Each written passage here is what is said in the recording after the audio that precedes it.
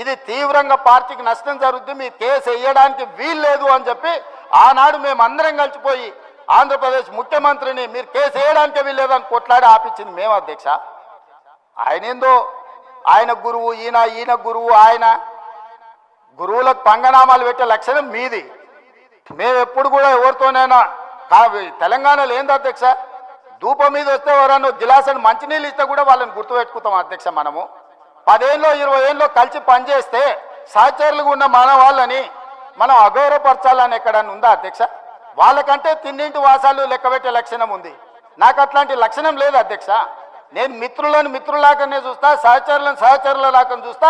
పెద్దవాళ్ళని గౌరవించే సంస్కారం మా తల్లిదండ్రులు మాకు నేర్పినరు.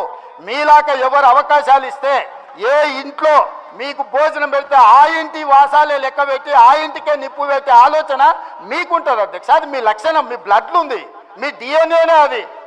ఎవరు నమ్మితే వాళ్ళను మోసం చేసే లక్షణం ఇది. కాబట్టి మళ్ళొక్కసారి ఏదైనా మీరు అంశాల ప్రాతిపదికన మాట్లాడుండ్రి, వివరాల మీద ఈరోజు సగం రాత్రి కానీ చర్చిద్దాం. అన్ని రికార్డులు తీసుకొని వస్తా అధ్యక్ష. నేను మొత్తం రికార్డులు సభలో పెడదాం. తప్పు విలువ పట్టించే విధంగా, తప్పుడు ఆరోపణలు చేసే విధంగా మాట్లాడితే ఎవరు చూసుకుంటూ ఊరుకోరు. మీ వాదన ఏందో కమిషన్ ముందలు చెప్పండి. ఇవాళ సాయంత్రానికల్లా కోరుకున్నారు కదా మీరు నిజాయితీ, ఇవాళ సాయంత్రానికల్లా మీకు కమిషన్ చైర్మన్ నియమిస్తాం. మా ఉప ముఖ్యమంత్రి గారి అనుమతితో సాయంత్రానికంతా కొత్త చైర్మన్ కూడా అపాయింట్ చేపిస్తా అధ్యక్ష. నిన్న మన అసెంబ్లీ సమావేశాలలో ఉండి నిర్ణయం తీసుకోలేదు, ఎట్లాగో వారు గుర్తు చేసిరు. విచారణకు కొత్త చైర్మన్ నియమిస్తా అధ్యక్ష.